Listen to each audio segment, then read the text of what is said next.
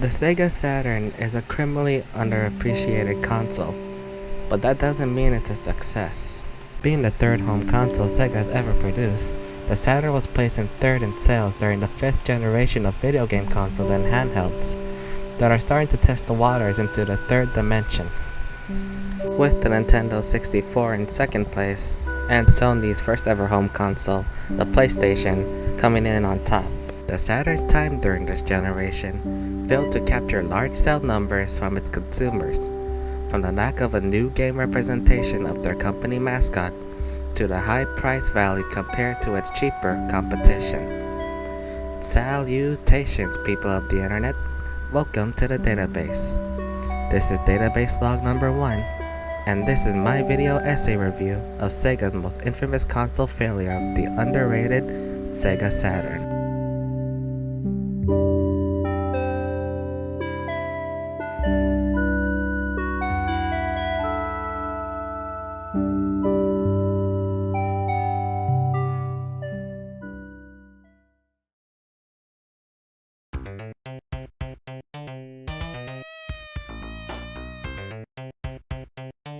In the early 1990s, Sega made a smashing hit in the video game industry with their 16-bit home console, the Sega Genesis. With a strong marketing campaign that took shots at their rival competition at the time, Nintendo, along with the birth of the company's iconic mascot, Sega felt like they're at the top of the gaming world. Get Joe Montana free, Pat Riley free, Buster Douglas free, Super Monaco GP free, or Collins free. What Nintendo? Buy a 16-bit Genesis system between now and October 31st and get an extra. During the production of the Genesis, Sega needed a mascot that would rival the appeal of Nintendo's mascot that pioneered the 2D side-scrolling platformer genre, Super Mario. They initially had Alex Kidd during Sega's 8-bit home console, the Master System, but the games Alex Kidd were featured in failed to differentiate and capture the audience of the easy-to-understand platforming of the Super Mario game. Sega's research and development division would later send several character designs for their new mascot, ranging from an armadillo to a caricature of a former US President, Theodore Roosevelt. Both designs would later be redesigned to be Sonic's reskin known as Mighty the Armadillo and the series' main antagonist, Dr. Ivo, Eggman, Robotnik, respectively, until settling with a Hedgehog design that we all know of today. And about his attitude. Smarty pants! Why can't it be more like that nice boy Mario? Oh! Little brat!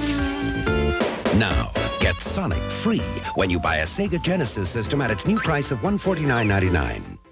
That is, until they introduced two add-ons that would slightly harm the reputation of the Genesis and future Sega consoles going forward: the Sega CD and the Sega 32X. The Sega CD was a CD-ROM add-on released on October 12, 1992 in North America.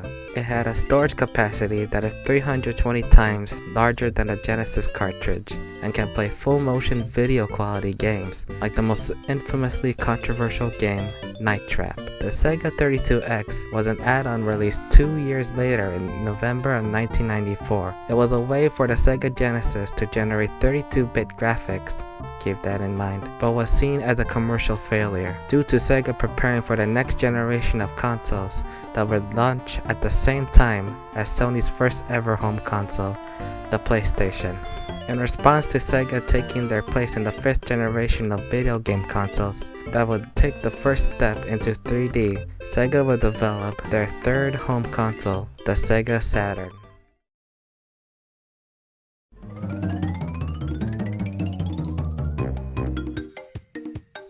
The Sega Saturn was released in Japan on November 22, 1994, May 11, 1995 in North America, and June 8 in 1995 in Europe.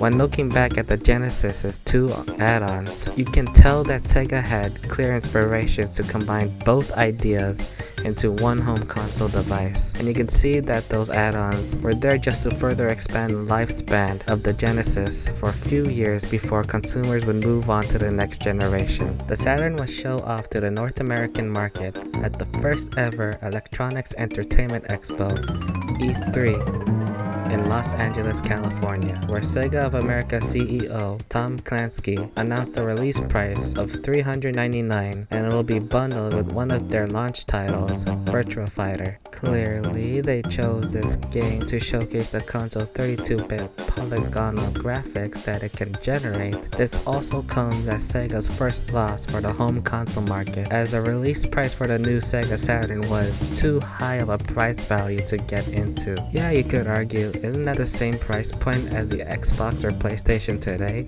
Keep in mind, the gaming market in the 90s is completely different compared to now. Technology was limited compared to realistic graphics AAA game studios can dish out now, so the $399 price point is actually justified in today's environment. Not only that, but the Saturn was also being launched the same day as its announcement, upselling retailer stores like Best Buy and Walmart for not informing this sooner, and other stores dropping to sell the Sega products entirely. So of course, to rebuttal this issue, Sony stepped in to announce the news on the PlayStation 1 by simply announcing the release price that would almost bury Sega's home console reputation to the ground. And before showing you what comes next, all I can say is that this announcement took only one word, or in this case, 3 numbers.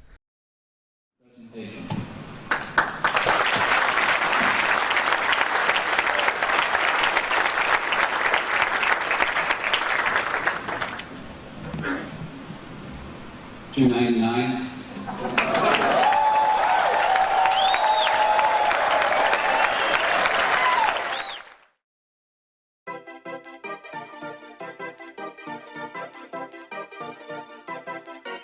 After the embarrassment at the first ever E3 event, Sega decided to continue forward with the Saturn and continue making games exclusive to their home console.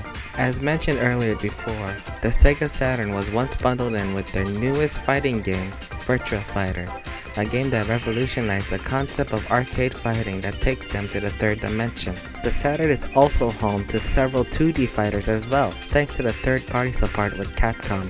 Marvel's Superheroes and Night Warriors Darkstalkers Revenge comes to mind as an example. Need I say more about the amount of Street Fighter games during this generation? Then there's Daytona USA, which was originally an arcade game seen in 1993 that would later be ported over to the Sega Saturn 2 years later. Panzer & Dragoon is an Unreal 3D shooter, like the gameplay style of Star Fox series, and is considered by many as a must-have for people who own a Sega Saturn. Later during the Sega Saturn lifespan, Sonic Team would go on to make a brand new IP for the company in the form of Nights into Dreams in 1996. Here you can control knights in a series of dreams within the realm of Nightopia, as you defeat nightmares and save the dreams of 2 children in the game's story mode. Nights into Dreams is a 3D action game that utilizes the Sega Saturn's 3D controller that consists of an analog stick, something that the N64 and PlayStation already have. Yeah, let's talk about the controllers now. Nothing much can be said about the Saturn's controller other than it's an evolutionary take on the Sega Genesis' 6-button controller layout, with the addition of left and right shoulder buttons. The controller you see here is the Model 2 version released here in North America. This model resembles a lot more like its Genesis predecessor compared to Model 1. Model 1 having straight edges while Model 2 having smoother curves for handle comfort. No trigger buttons like the N64 and PlayStation controllers, which hinders some third-party titles to come over.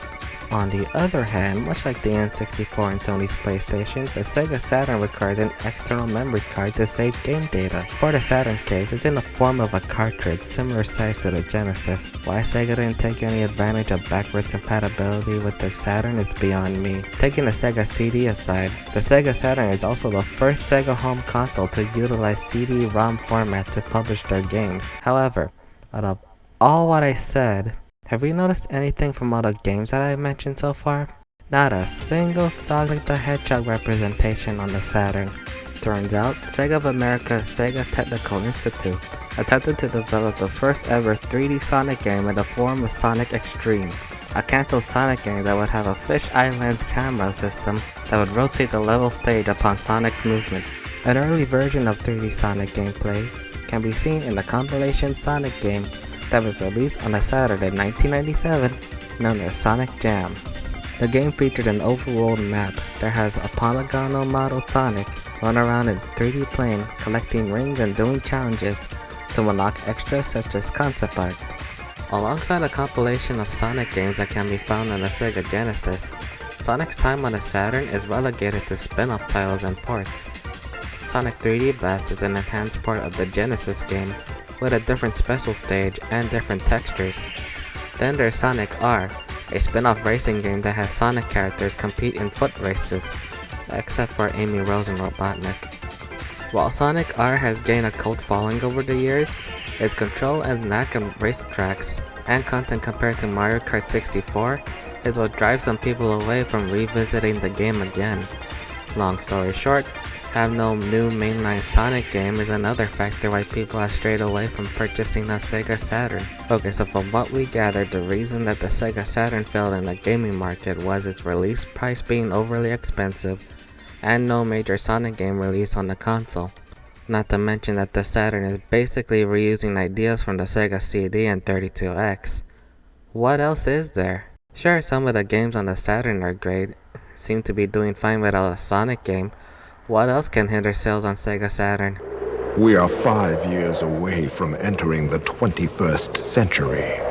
Humankind stands on the edge of the interactive age. Introducing Sega Saturn. Aww, hit it! Sega's next generation. Yeah, less said about the advertising of commercials from the Sega Saturn, the better. But that's just the US. What does Japan have? 野球しようぜ。オッケー。行こう行こう。お前ら今日はやったよ。任しとけ。瀬形三四郎。飛べ。そうだよ。Why does Japan have all the good stuff?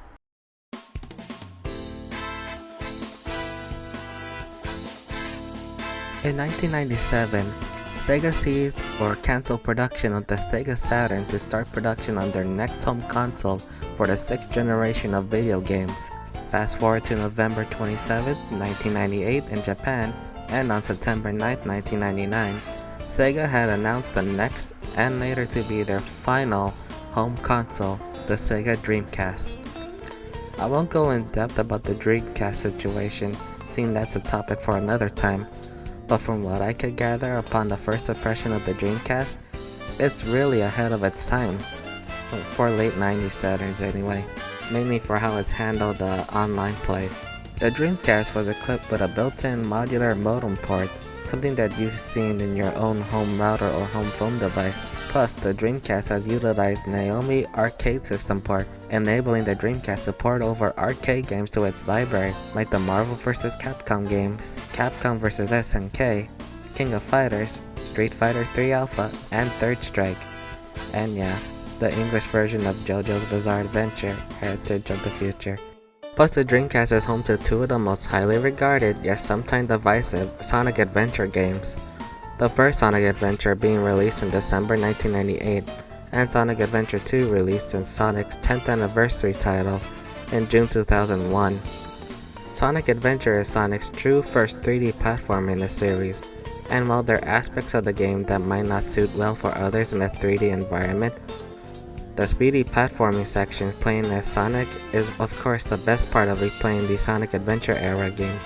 Other hits on the Dreamcast include Crazy Taxi, Space Channel 5, Jet Set Radio, Shenmue, which was expensive for Sega to produce by the way, and Phantasy Star Online. Everything's coming up Sega Dreamcast, right? I'm Heidi Deja. There are waiting lists and tickets just to stand in line and get a chance to buy PlayStation 2.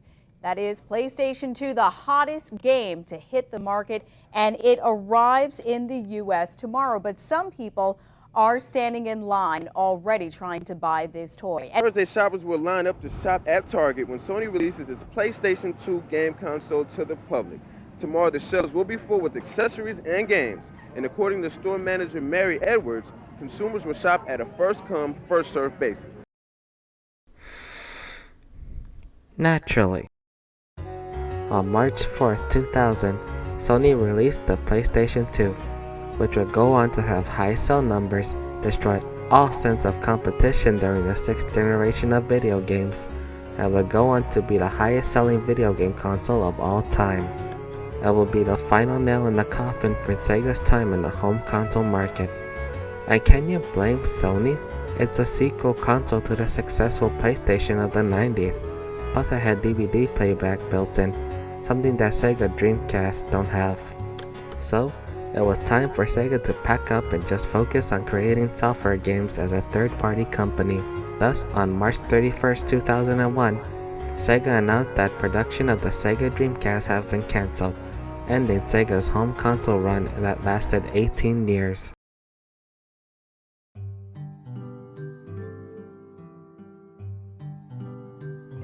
The Sega Saturn will forever be known as Sega's infamous failed home console, the biggest blemish in Sega history. But that doesn't mean the Saturn was a total failure. Yes, it failed in sales compared to the N64 and PlayStation. Yes, the game didn't have a mainline Sonic game and only had spin-offs. Yes, the Saturn was kind of very expensive for what it was selling, and yes, their ad campaign was weird and kept people away from buying a Sega Saturn. But on the other hand, the Sega Saturn has a hidden gem library of first and third party titles that every video game enthusiast should get into. Those games I mentioned, from Nights into Dreams, Panzer Dragoon, Virtua Fighter, and Daytona USA, those are some of the good Sega Saturn games I would recommend any gamer to add to their collection or backlog. However, again, because there was no Sonic, no one was interested in buying a Saturn. Its successor, the Dreamcast, tried to fix all those problems, but was then cut short after the massive success of the PlayStation 2. This wasn't the end of Sega games, however, for there are many ways of getting access to some of the Saturn's library. I own most of the Saturn games, but far from having all of them. As for ways of getting them, in 2005, Sega released the Sonic Gem Collection on Nintendo GameCube and PlayStation 2. This compilation title features Sonic CD, the 3D Sonic racing game Sonic Gar, and the 3D arcade fighting game Sonic Fighters, among a bunch of Sega Game Gear games featured. The original Panzer Dragoon game would receive a modern remake on Nintendo Switch, PlayStation 4, and other new game consoles in 2020, with another remake of Panzer Dragoon 2 currently in the works. Nights would also see a sequel game in the form of Nights Journey into Dreams on Nintendo Wii in December of 2007, with a very similar gameplay style now, with voice acting and further cutscenes for its in-game plot, though like many sequels, it wasn't as good as the original. Those were just some of the games I mentioned that would see the light of day outside the Sega Saturn. If I miss any of the games, it's either A, I barely play some of those games to garnish a proper impression, or B, I have a limited taste in video games, and that isn't changing soon. And heck, if you think about it, the Saturn started a trend of the third console curse. Sony had this coming with the PlayStation 3 being overly priced during its initial launch and having an infamous yellow light of death. Microsoft fell into this with the Xbox One, not knowing if it wants to be a video game console or an entertainment device. Finally, the Nintendo fell into this twice, with the Nintendo 64 being second fiddle with the PlayStation, and Wii U being Wii U. And that has been the first database log in this retrospective series. What are your thoughts on the Sega Saturn? Did you enjoy playing it? Do you consider underappreciated like me? Let me know in the comments down below. Be sure to thumbs up this video if you like it, subscribe to Database down below, and follow me on social media listed here. I'm CJ Styles, and this has been the Database, signing off.